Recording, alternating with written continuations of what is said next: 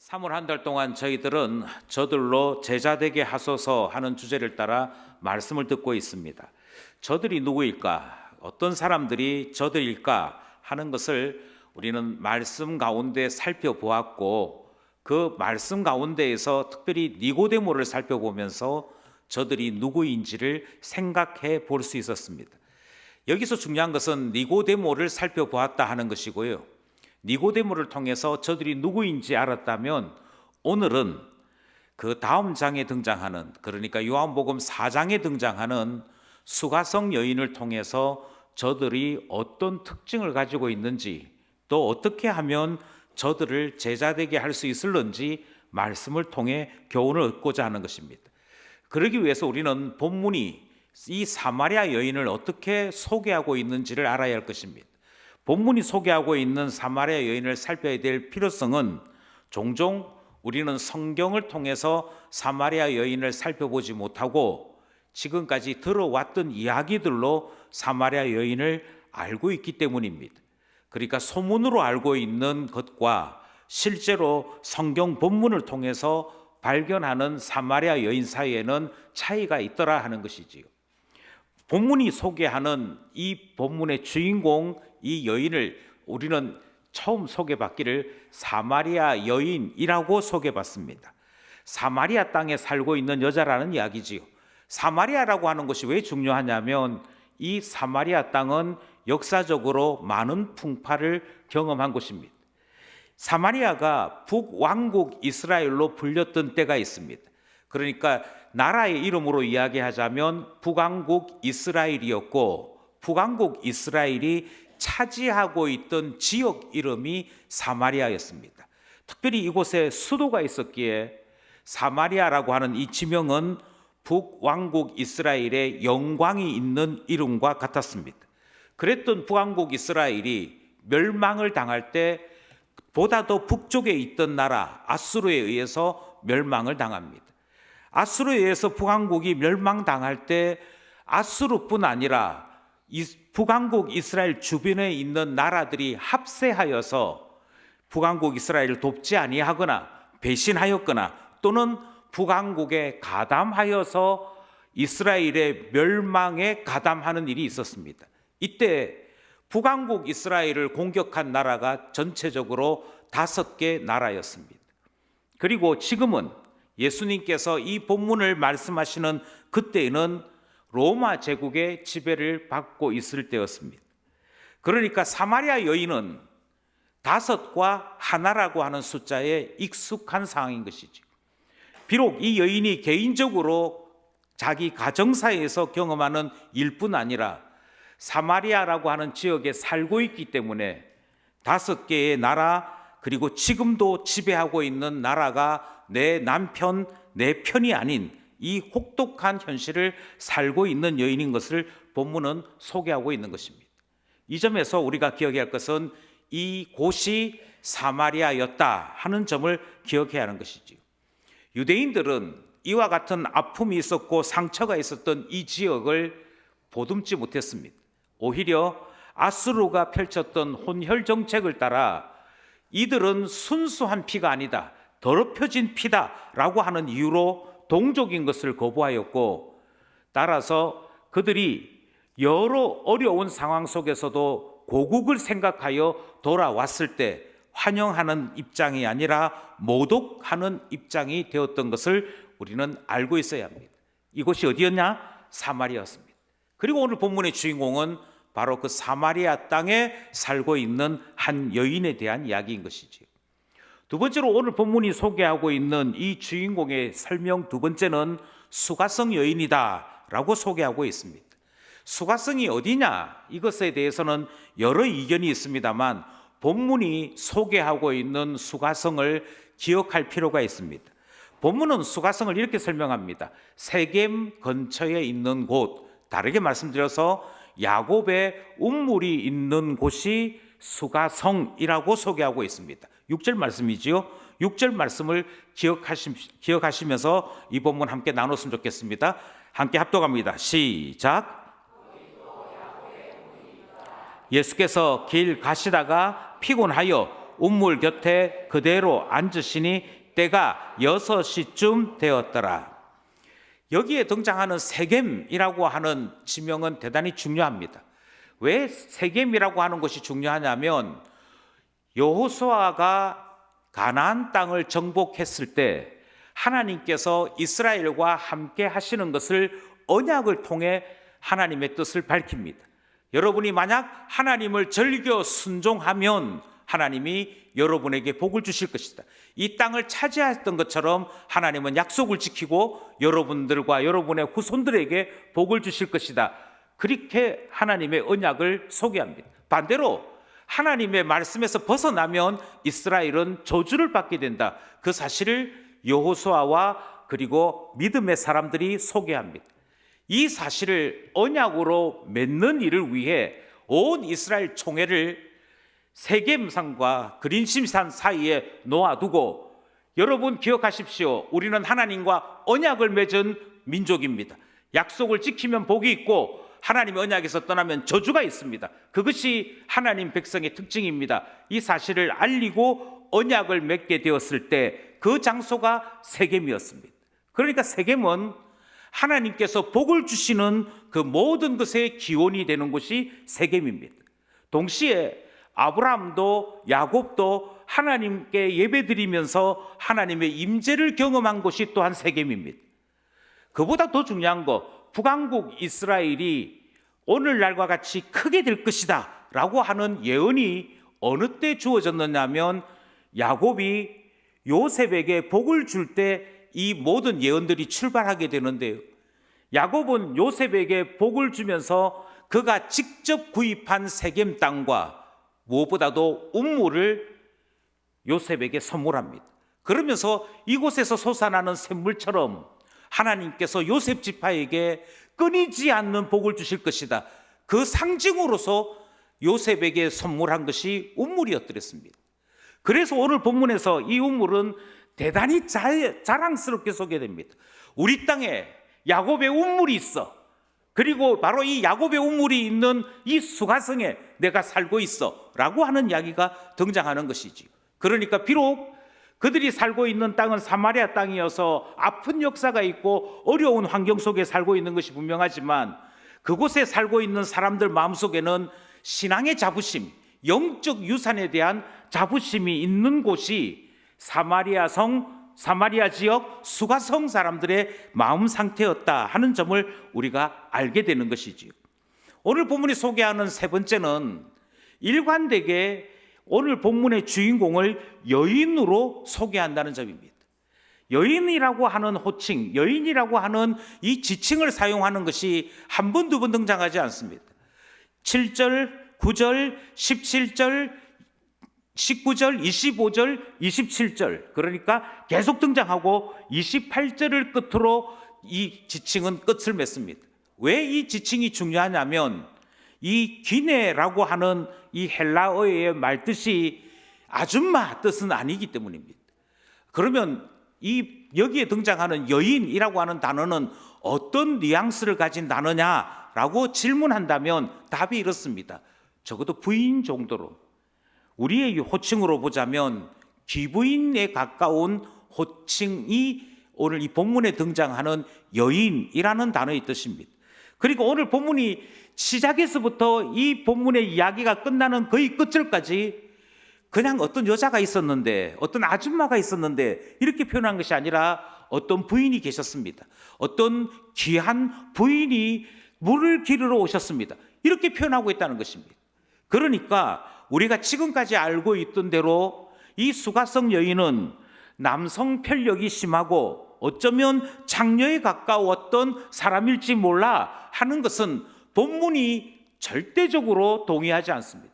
오히려 본문은 처음 시작에서부터 여기에 등장하는 이 부인은 비록 사마리아에 살고 있고 수가성에 살고 있는지는 몰라도 그가 가지고 있는 인품이나 그가 가지고 있는 지식이나 그가 가지고 있는 가치관은 존중받아 마땅한 그런 한 여인이야 라고 하는 점을 호칭에서부터 지칭에서부터 소개하고 있더라 하는 점이지. 이것이 세 번째 본문이 이 여인에 대해 소개하는 내용입니다.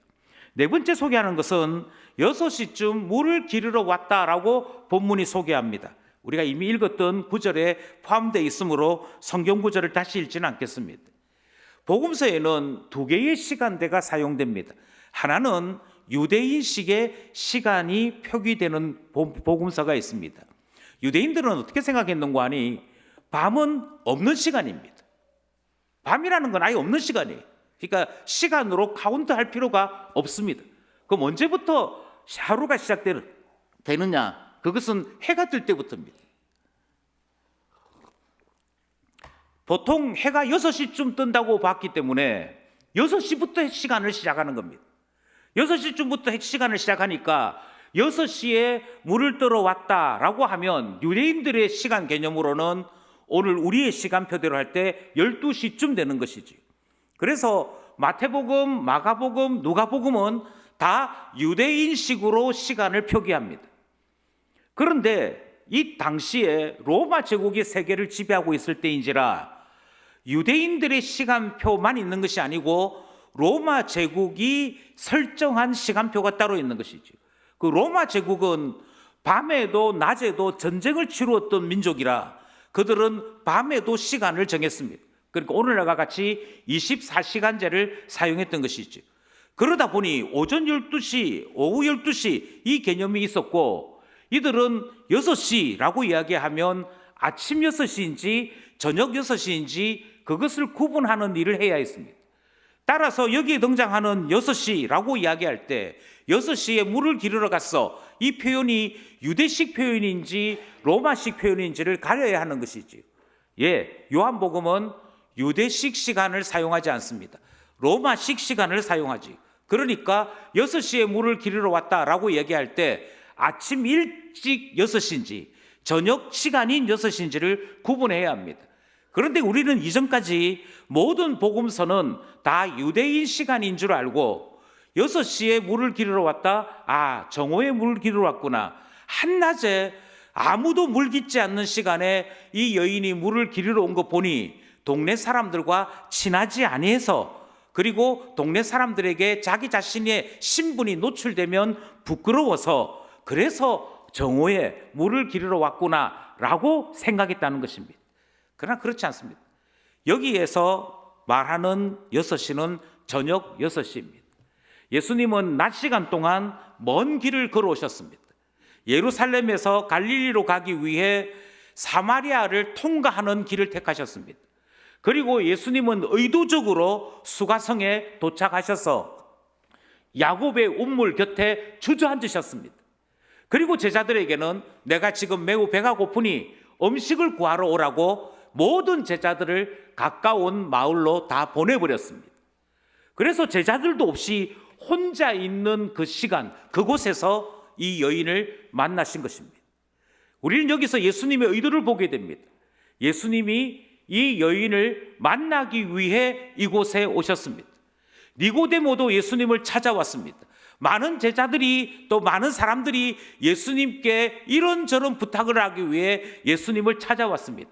그런데 유독 요한복음 4장 이 수가성 여인만큼은 예수님께서 찾아오셨습니다. 찾아오셨고 니고데모와는 다른 놀라운 일들을 이 본문은 소개하고 있는 것이지요. 그렇습니다. 그러니 제발 이 여인을 타락한 여인이거나 몹쓸 여인으로 생각했던 것을 이제 조금 정리하셔야 됩니다. 이 운물에 혼자 왔지만 이후에 살펴보겠으나 결코 이 여인은 마을 사람들과 관계가 나쁜 그런 사람이 아닙니다. 이 여인의 말 한마디에 온 동네 사람들이 다 따라 나올 만큼 영향력이 지대한 여인이었습니다. 이 점만 생각해봐도 알 수가 있죠. 그러면 우리는 이렇게 질문할 것입니다.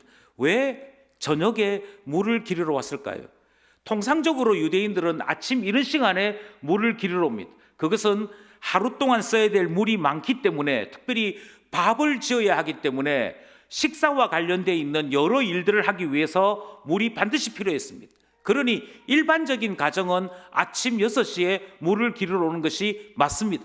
그런데 이 여인이 저녁 6시에 물을 기르러 왔다는 것은 어떠한 의미를 포함하고 있느냐 하면 그만큼 책임져야 할 가족들이 있었다는 것을 의미합니다. 그에게 자녀가 몇 명 있었는지는 알 수 없습니다. 그러나 분명한 사실은 저녁에도 물을 기르러 와야 할 만큼 그의 가족이 많았다 하는 사실을 알 수 있는 것이지. 그러니 이 여인은 부지런합니다. 그리고 이 여인은 가족을 생각할 줄 아는 그와 같은 여인이다 하는 점도 기억하셔야 됩니다. 본문이 소개하고 있는 5번째 소개는 지역과 신앙에 대한 열정이 대단히 탁월한 여인이었다는 점을 알 수 있습니다. 이미 말씀드린 대로 사마리아 수가성에 대한 놀라운 자부심이 이 여인에게는 포함되어 있습니다. 12절 말씀이죠. 12절 말씀 함께 합독하겠습니다. 시작. 우리 조상 야곱이 이 우물을 우리에게 주셨고 또 여기서 자기와 자기의 아들들과 짐승이 다 마셨는데 당신이 야곱보다 더 크니까. 이 우물을 굳이 야곱의 우물이라고 소개합니다. 그리고 이 야곱의 우물이 가지고 있는 그 능력, 그 놀라움에 대해서 이렇게 표현하지요. 이 우물로 야곱이 살았다. 이 우물로 야곱의 아들들을 키웠다. 이 우물로 야곱이 가지고 있는 모든 동물들을 먹였다. 야곱이 얼마만큼 부자였는지에 대해서는 다시 설명할 필요가 없을 것 같습니다. 이것을 확인하기 위해서 다시 창세기로 돌아가는 것은 대단히 많은 시간을 요구하고 있기 때문에 모든 분들이 적어도 야곱의 이야기는 아시리라고 생각합니다. 이 당시에 우물이 하나 있다는 것은 아마 요즘식으로 얘기하자면 꽤 괜찮은 중소기업 하나 가지고 있는 것과 비길 수 있을 것입니다. 중동 지역에서 물이 솟아나는 우물은 무엇으로도 바꿀 수 없는 큰 재산입니다. 그리고 이 우물, 여기에서 솟아나는 우물이 많은 물을 내고 있다는 사실을 이 여인은 이렇게 소개하고 있지 않습니까? 여기에 야곱의 아들들을 키웠다. 이 우물로 야곱의 짐승들을 키웠다. 그러면서 이야기하기를 여기에 솟아나는 이 물보다도 더 많은 물을 줄 수 있다는 당신이 야곱보다 더 크냐? 이렇게 이야기하므로 야곱에 대한 자부심, 야곱의 우물에 대한 자부심이 이 여인에게 있는 것을 우리는 확인할 수 있습니다. 신앙의 유산이 있는데 그 신앙의 유산을 자기의 자부심으로 여기는 이 여인을 여러분께서는 어떻게 평가하십니까? 저는 오늘날 한국 교회가 아버지가 섬겼던 교회를 나의 자부심으로 여기는가에 대해 저는 매우 회의적인 생각을 가지고 있습니다. 아버지가 다니고 있고 어머니가 다니고 있는 그 교회를 결혼해서 내가 다닌다, 그런 건 생각해 볼 필요가 없지. 다른 데 가야지. 왜 그런 거 아니? 아버지의 청춘을 바쳐서 섬겼던 그 교회를 나의 신앙유산으로 여기지 않기 때문입니다. 그래서 어디에나 볼 수 있는 교회, 어디에나 갈 수 있는 교회로 생각하지, 내가 아버지가 섬겼던 그 교회를 이제는 내가 섬겨야겠다 이렇게 생각하지 않는 것이지. 그렇지 않습니다. 저만 하더라도 나이 40에 와서 이제 60을 바라보는 나이까지 이곳에서 사역을 했고 지나왔습니다. 그러니까 기쁜 교회는 제가 은퇴하기 전까지 제 모든 인생의 시간을 바친 교회가 될 것입니다. 만약 제 아들들 가운데 저를 존중하는 아들이 있다면, 만약 저에 대해서 귀하게 생각하는 자녀가 있다면, 아버지가 그렇게 사랑했던 교회를 이제는 내가 사랑해야지 라고 생각하는 것이 정상적이지 않겠습니까? 이렇게 생각하는 것은 아버지에 대한 사랑이 있거나 신앙에 대한 유산에 자부심이 있을 때 일어나는 일입니다. 그런데 그렇지 않고 야곱의 우물이 여기 있어. 그런데 지금은 그때만큼 물이 많지는 않아. 그리고 조금만 더 나가면 다른 우물도 있어. 이렇게 할 때 이 우물에 대한 가치는 떨어지는 것이지요. 자랑스럽지 않은 것이지요. 그래서 많은 사람들이 이곳에 야곱의 우물이 있었고 지금도 있지만 그것이 예전 이야기지 라는 식으로 생각할 수 있었다는 것입니다. 그런데 이 여인은 그렇지 않습니다. 이 여인은 수천 년 전 이야기를 지금 이야기처럼 말하고 있습니다. 적어도 내가 사는 곳에는 야곱의 우물이 있어. 이것은 신앙에 대한 열정이 있어야만 가능한 것입니다. 이것은 신앙에 대한 뜨거움이 있어야만 가능한 이야기인 것이지. 그러니 이 여인을 우리는 생각이 짧거나 행동이 감성적인 한 사람으로 취급할 수 없습니다. 20절에도 이 여인이 하는 말이 소개되고 있지요. 20절입니다. 함께 합독합시다. 시작. 우리 조상들은 이 산에서 예배하였는데 당신들의 말은 예배할 곳이 예루살렘에 있다 하더이다. 이걸 조금 다르게 표현하자면 신학적인 논쟁에 대해서도 아주 민감하고 잘 알고 있는 여인입니다. 사람들이 주장하기를 하나님께서 어디에서 예배를 받으시느냐, 그것에 대해 북한국 신학자들과 남쪽 유다 신학자들 사이에 아주 오래된 논쟁이 있었습니다.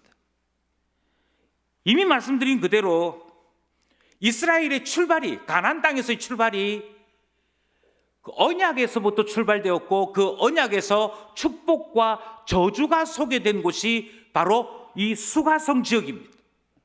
그래서 하나님께서 만약 복을 주시기 위해 이스라엘에게 강림하신다면 그 강림의 장소는 처음 언약을 맺었던 그 장소, 바로 그곳이 하나님이 임재하는 곳이 될 것이라고 믿었던 것이므로 이 수가성 여인에게는 자부심이 있었습니다.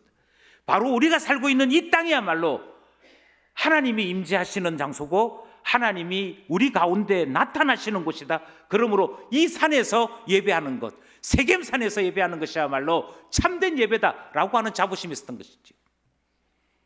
반면에 유다 땅에 살고 있던 사람들은 하나님께서 성전을 시온 성, 다르게 말씀드려서 하나님의 보좌가 있는 땅으로 여기신 예루살렘에 두셨으니 하나님께서 임재하시는 곳은 예루살렘이다라고 주장했던 것입니다.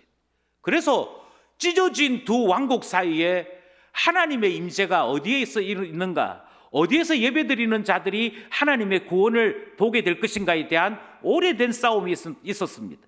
지금 수가성 여인은 바로 그 싸움을 소개하고 있는 것이지요. 당신은 유대인이니까 예루살렘이라고 하겠지요. 그런데 저는 수가성 사람으로서 이 산이야말로 하나님이 임재하시는 곳이라 믿습니다. 이야기를 하고 있는 것이지요. 예배를 하는데 어느 산에서 예배하느냐의 이 질문은 보다 더 근본적으로 구원에 대한 질문입니다. 하나님이 받으시는 예배, 하나님께서 받으시는 예배자, 그것은 곧 구원과 직결되는 문제이기 때문에. 그러니 이 여인은 신학적으로, 신앙적으로 뜨거움이 있습니다. 어떤 예배가 참된 예배야? 어디서 예배드려야 참된 예배가 되고 구원받는 사람이 되는 것이지? 그것에 대한 뜨거움이 이 질문 속에 포함되어 있더라는 것이지요.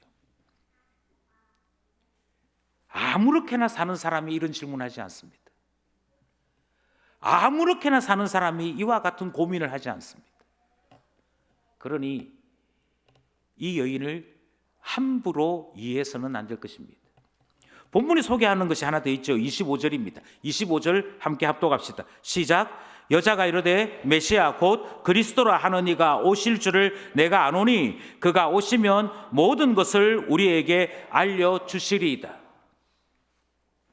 구약이 우리에게 가르치고 있는 가장 핵심적인 교훈은 우리로서는 구원을 얻을 수 없다는 것입니다. 그 누구라 할지라도, 심지어 다윗이라 할지라도, 엘리야라고 할지라도, 그 누구라고 할지라도 구원의 대상일 뿐이지 구원주가 될 수는 없습니다. 모든 영웅들이 이 땅에 있었으나 그 영웅들이 다 죽을 수밖에 없었고 하나님의 온전한 구원, 하나님께서 우리에게 베푸실 구속의 은혜를 기다릴 수밖에 없었다. 그것이 구약이 우리에게 주는 영적인 최고의 교훈입니다. 그래서 구약을 잘 읽었다면 오실 메시아를 기다립니다. 그것이 구약이 우리에게 주는 교훈이며 모든 구약의 신앙인들이 품었던 소망이었던 것을 확인할 수 있습니다. 그런데 이 여인을 보십시오. 이 여인이 이렇게 얘기합니다. 지금 이야기를 가만히 듣고 보니까 이건 메시아가 오셔야만 해결되는 문제인데, 메시아 곧 그리스도라 하시는 이가 오셔야만 되는 문제인데, 그러면 그 메시아가 오시게 되면 이 모든 것을 우리에게 알려주시고 우리에게 참된 것을 주실 텐데, 적어도 이 여인은 바로 요한복음 3장에 등장했던 니고데모보다 탁월한 성경 해석자입니다.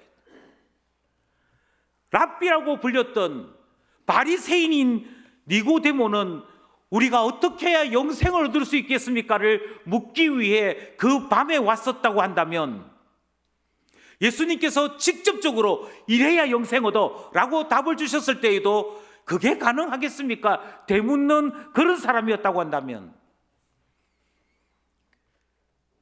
바리새인도 아니요 남자도 아니요 사마리아 수가성에 살고 있던 한 여인은 성경이 우리에게 가르치는 그 교훈을 그대로 받아들여서 질문하는 것이죠. 메시아를 기다리라고 하셨는데, 메시아가 오셔야만 된다고 했는데, 그래서 저는 메시아가 오시리라고 믿고 이 산에서 예배드리는 중에 있는데 이야기를 하고 있는 것이죠. 그런 이 여인은 아직 성령을 받지 못하였을 뿐, 예수가 그리스도임을 알지 못하였을 뿐, 신앙 그 자체에 대한 뜨거움을 가진 사람인 것을 본문이 소개하고 있습니다. 비록 저들이지만 언제든지 마음을 열어 메시아를 기다리고 있는 한 사람을 본문이 소개하고 있는 것이죠. 본문이 소개하고 있는 여섯 번째는 이미 말씀드린 대로 이 여인에게는 남편 5이 있었고 지금 있는 남편도 이 여인의 남편이 아니다라고 소개하고 있습니다. 예수님 시대는 철저한 남성 중심의 사회입니다. 어느 정도 남성 중심의 사회이냐면 남편이 예수를 믿으면 온 가족이 예수 믿는 겁니다. 거기에 저는 신앙의 자유를 요청합니다 이딴 소리 하다가는 죽습니다. 그냥 남편이 예수 믿으면 그 집에 모두가 다 예수 믿는 거 해야 합니다. 따라서 바울이 복음을 전할 때 간수장이었던 자에게 주 예수를 믿으라 그리하면 너와 내 집이 구원을 얻는다는 말은 이런 배경 속에서 이해해야 합니다. 그만큼 남성 중심이었습니다. 남성 중심이었던 이 중동 사회는 여자를 재산으로 여겼습니다. 그래서 예쁘거나 일 잘하는 여인이 부인이 되었을 때 우리 집에 재산이 하나 더 생긴 정도로 생각했습니다. 왜 그렇게 생각했느냐면 만약 살림 형편이 어려워지면 얼마든지 다시 팔 수 있다고 여겼기 때문입니다. 재산이었습니다. 만약 내 부인 가운데 아픈 부인이 생기면 짐으로 여겼습니다. 그래서 그 여인에게 몹쓸 죄명을 씌워서 너가 종과 바람이 났다든지 또는 다른 남자를 눈여겨보았다든지 하는 희한한 것을 뒤집어 씌워서 병든 부인을 죽이거나 또는 쫓아내었습니다. 그랬던 시대입니다. 그게 이 집 저 집에서만 일어나는 것이 아니고 로마 제국 거의 모든 지역에서 일어난 다반사적이고 다양하게 일어났던 일들입니다. 그런데 어떤 여인이 수가성에 살고 있는 한 여인이 남편 5을 갈아치우고 지금 있는 남편도 내 남편 아니고 이 이야기를 할 때 창녀인가 보다 라고 생각하신다면 그 시대를 몰라도 너무 모르는 상황이다 라고 말씀을 드리겠습니다. 아니요, 상황은 정반대입니다. 이 여인은 무려 5명에게서 재산으로 여겨졌다가 짐으로 취급받아 쫓겨난 것입니다. 이 남자에게서 쫓겨나 저 남자에게로 갔고 저 남자에게서 쫓겨나 또 다른 남자에게 갔고 그래서 무려 5명의 사람들에게서 짐으로 취급받은 여인입니다. 제 생각에 아마 이 여인에게 자녀가 있었던 것 같습니다. 자녀가 첫 번째 남편 사이에서의 자녀가 있어서 그 자녀들이 자라나게 되므로 이 여인을 취하였던 남자들이 다 쫓아낸 것이 아닌가 생각이 됩니다. 지금 남편이라고 불려지는 존재가 있지만 여전히 부인으로 등록되어 있는 사이가 아니다라고 하는 것이 예수님이 말씀하시고 있는 내용입니다. 지금 있는 남편도 네 남편은 아니잖아 라는 말은 흔히 말하는 첩으로도 등록이 되지 못한 그냥 어떤 남자의 집에 얹혀 살고 있는 정도. 그래서 언제든지 그 남자가 말 한마디로 나가 하면 나가야 될 처지. 그것이 이 여인이 속해 있는 현실입니다. 이것이 얼마나 부끄러웠던지, 또 이것이 본인에게도 얼마나 이해가 되지 않았던지 예수님이 물으실 때 자신이 속해 있는 이 상황을 전면 거부합니다. 남편 데리고 와. 여인의 대답이 됐습니다. 저에게는 남편이 없습니다.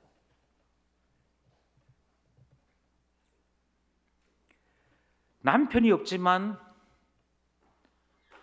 남편이 필요한 사람이었습니다. 짐으로 여기는 인생이었지만 그럼에도 신앙으로 이겨내며 구원의 날을 소망하는 사람, 그것이 오늘 본문이 소개하고 있는 사마리아 여인입니다.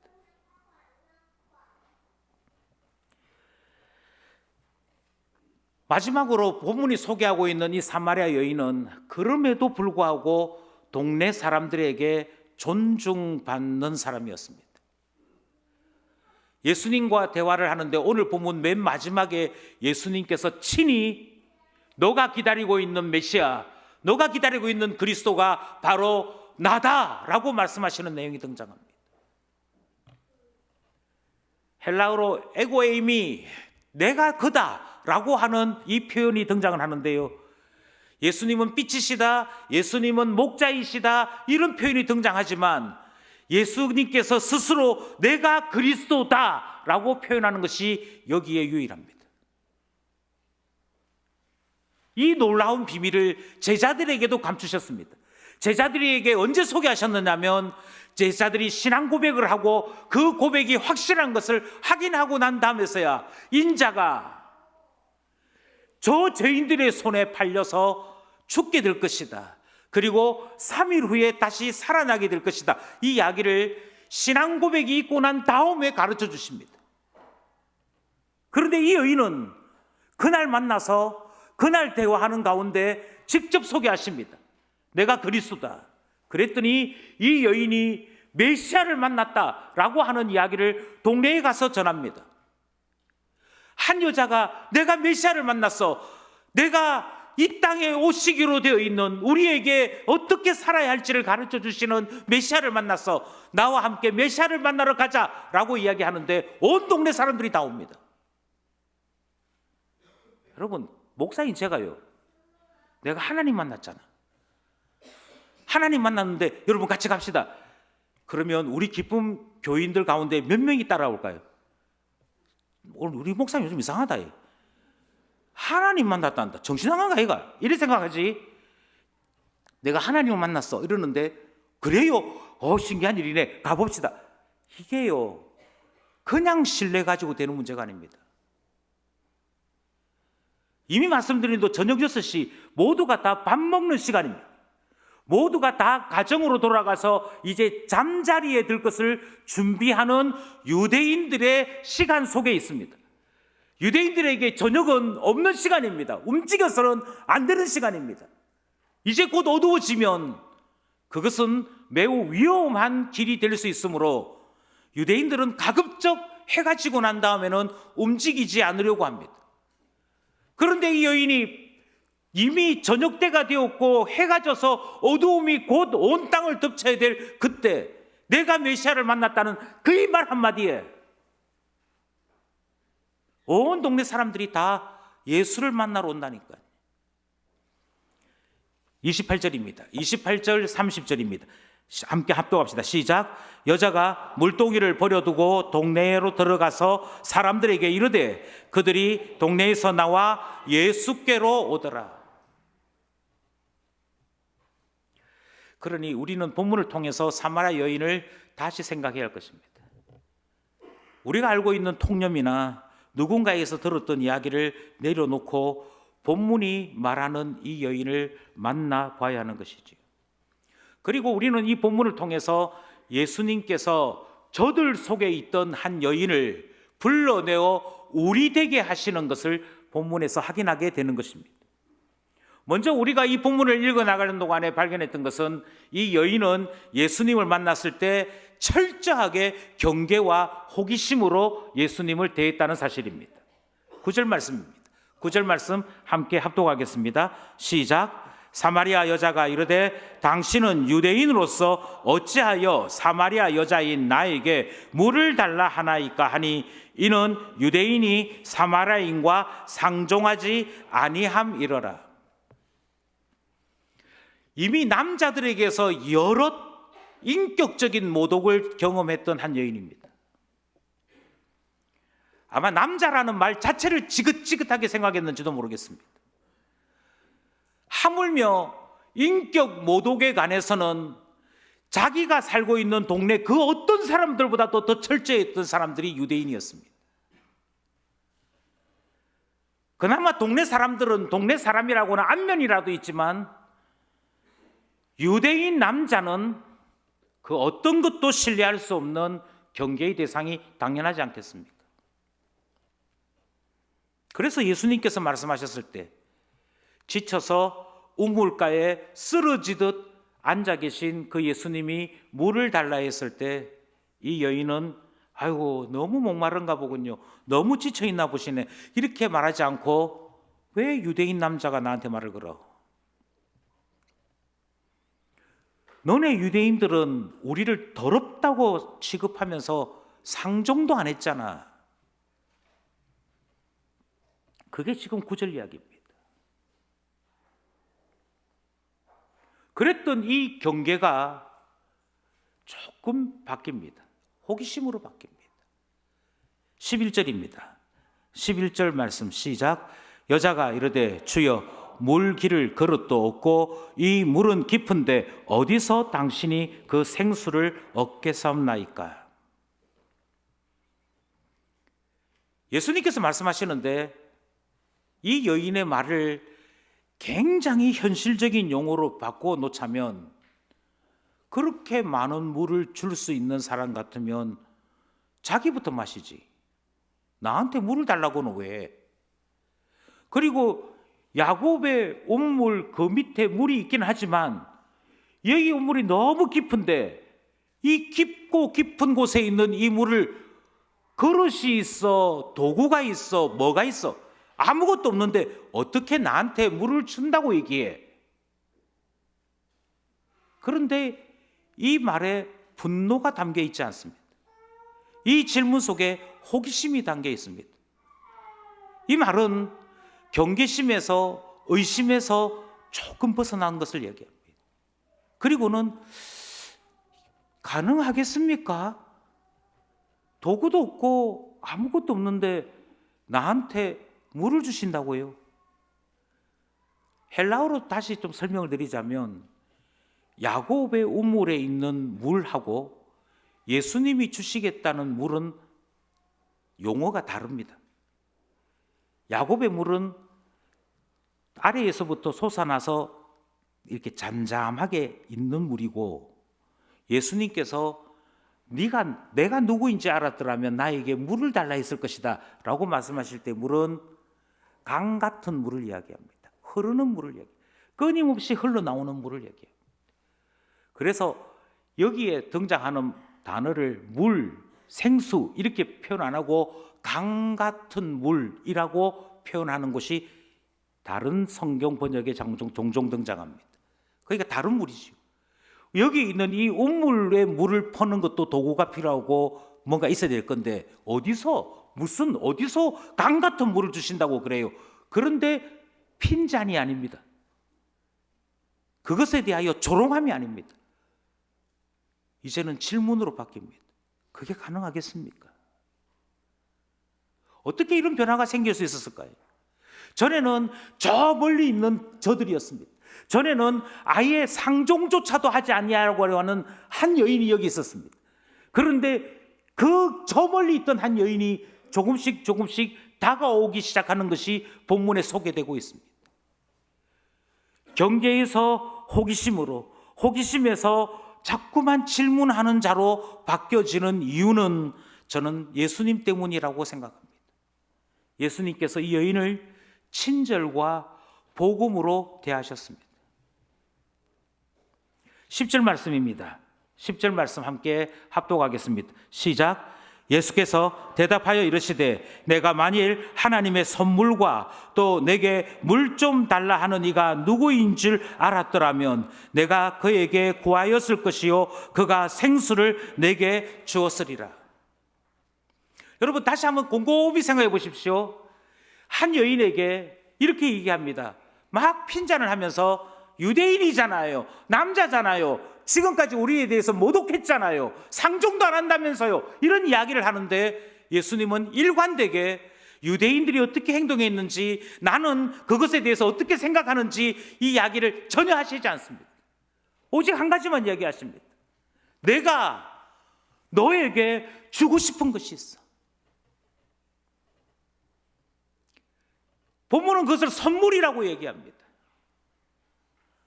우리는 이 선물을 복음이라고 부릅니다. 하나님께서 값없이 주시는 선물, 하나님께서 우리에게 값없이 주시는 그 놀라운 소식을 우리는 복음이라고 부릅니다. 그리고 상처 많고 아픔이 많은 한 여인에게 너는 나를 반드시 만나야 돼, 너는 반드시 나와 함께 해야 돼. 왜냐하면 나만이 너에게 줄 수 있는 것이 있어. 나만이 너에게 줄 수 있는 복음이 있어. 나만이 너에게 줄 수 있는 생명수가 있어. 강같이 솟아나는 내 마음에 있는 영적인 갈급함, 내 인생에 말로 표현할 수 없는 아픔을 녹여낼 수 있는 그 물, 그것을 내가 줄 수 있어 라고 주님이 말씀하시지 않습니까? 너가 기대하는 물이 아니야. 저는 종종 청년들과 이야기할 때 저는 왜 교회 다니는지 모르겠어요 라든지, 아버지 어머니 때문에 하는 수 없이 교회 나오지요 라는 말을 하는 청년들을 만날 때가 있습니다. 제 마음속에 이런 대답 하나를 계속 생각합니다. 아직은 예수님을 거지처럼 생각하는구나. 마치 내가 주일마다 가서 헌금을 좀 드려야 예수님이 기뻐하시는 분, 내가 가서 노래 좀 부르고, 내가 가서 교회에 뭐 하다못해 테이블이라도 좀 닦고 봉사를 해야 기뻐하시는 예수님 정도로 생각하는구나. 그래서 예수님 때문에 내가 누리고 편안하게 쉬어야 될 일요일이 희생당한다라고 생각합니다. 복음을 모르는 것이죠. 예수님을 만나야 될 이유를 모르는 것이죠. 그저 부모 때문에 끌려간다 하는 수 없이 나는 잡혀서 그렇게 간다, 내가 예배드리지 않으면 용돈을 안 줘서 할 수 없이 가, 이 상태에서 벗어나지를 못하는 것이지. 그런데 진심으로 말하거니와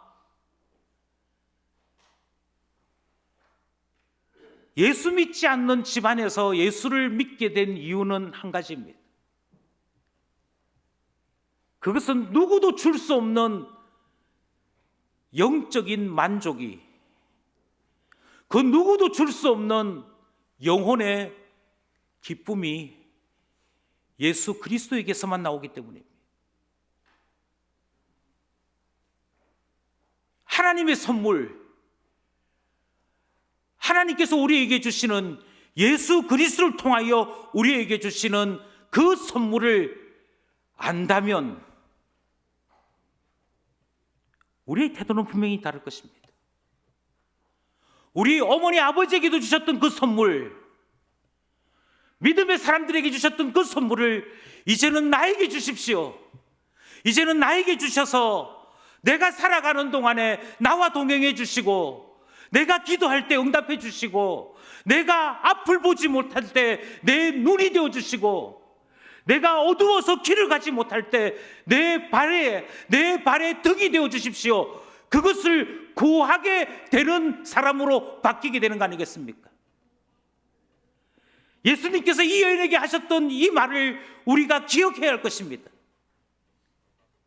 내가 누구인지 알았더라면 나에게 물을 달라 했을 것이다.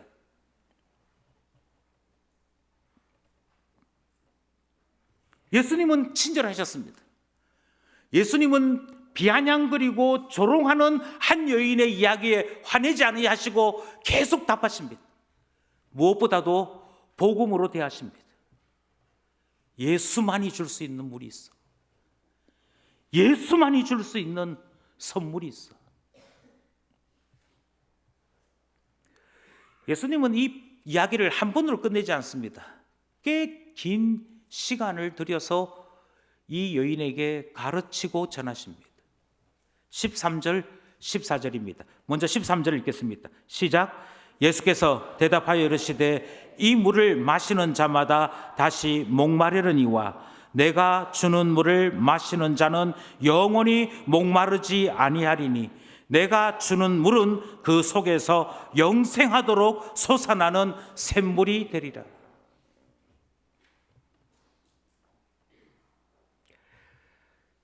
이 여인이 예수님을 만날 때 유대인 남자를 만나고 있어 치워야 했습니다.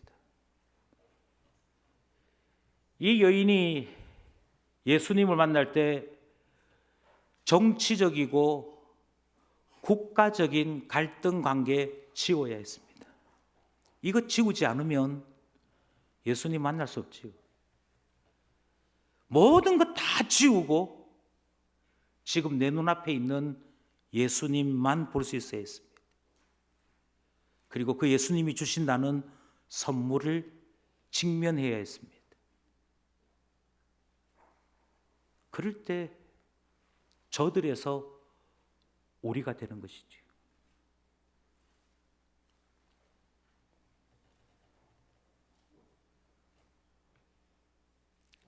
모르겠습니다. 사람들 살아가는 게 다 다양합니다만 저는 다시 초등학생 때로 돌아간다 할지라도 다시 제가 신학을 하겠다고 결정했던 고등학생 때로 돌아간다 할지라도 저는 변함없이 그 선택을 반복할 것 같습니다. 그리고 저는 다시금 다음 세대를 책임져야 될 목사의 아들, 장로의 아들, 집사의 아들들에게 이 말을 말하고 싶습니다. 예수 없이 인생을 살아보겠다는 것만큼 어리석은 도전은 없습니다. 예수님이 주시는, 하나님이 주시는 복음을 빼고 인생을 살겠다고 생각하는 그 결정만큼 결과가 뻔히 보이는 결정도 없습니다. 예수를 붙잡아야 될 이유는 내 인생이기 때문입니다. 그러니 잡으십시오. 붙잡으셔서 하나님이 우리에게 주시는 선물, 우리의 속에서부터 끊이지 아니하고 솟아나는 샘물과 같은 그 선물을 누리는 하나님 자녀 되기를 주의 이름으로 권하고 축복합니다. 그래서 어떻게 됐느냐? 이 여인은 경계를 풉니다. 15절이지요. 15절 말씀 함께 합독합시다. 시작.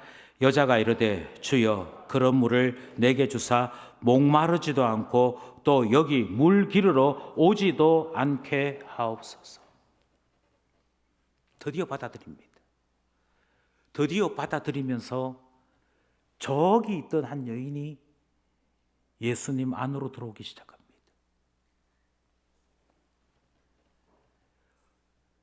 어떻게 저들로 제자되게 할 수 있느냐?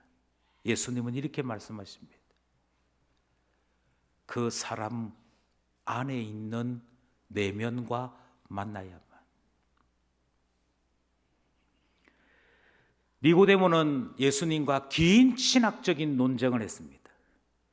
예수님에게서 성경에 대한 교훈을 들었고 하늘의 비밀에 속한 구원 얻는 길에 대해 그는 말씀을 들었지. 그러나 그의 내면이 예수님을 만나지는 못했습니다.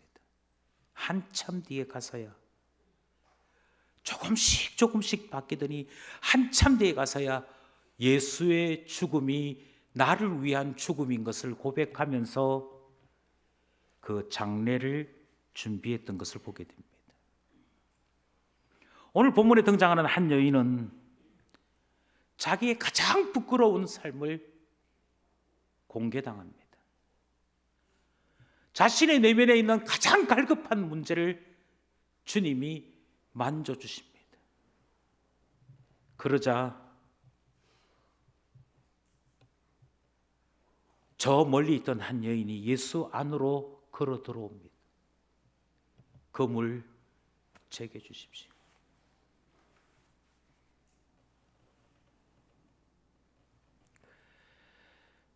설교를 해야 될 내용은 더 많습니다만 저는 여기서 줄이려고 합니다.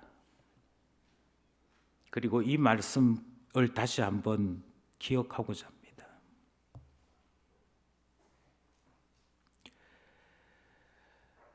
내가 가지고 있는 내면의 상처는 감추고 교회가 어떻느니, 요즘 종교계가 어떻느니, 이 교회는 어떻고 저 교회는 어떻느니, 여러분 그거 무슨 소용이 있습니까? 그게 구원을 가져다 주지 않습니다.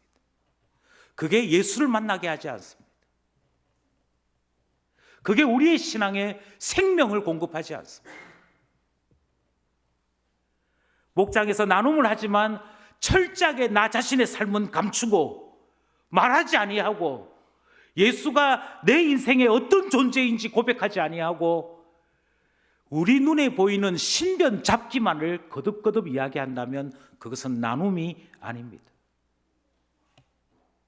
말씀을 듣는 것이 아닙니다. 예수를 나의 주, 나의 하나님으로 섬기는 것이 아닙니다.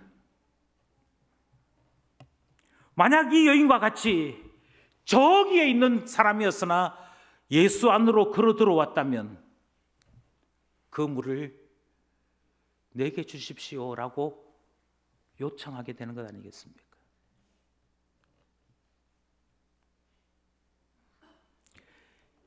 이 시간 이 말씀을 들으신 여러분, 이제 마음을 정하여 하나님 앞에 기도하며 나가기를 원합니다.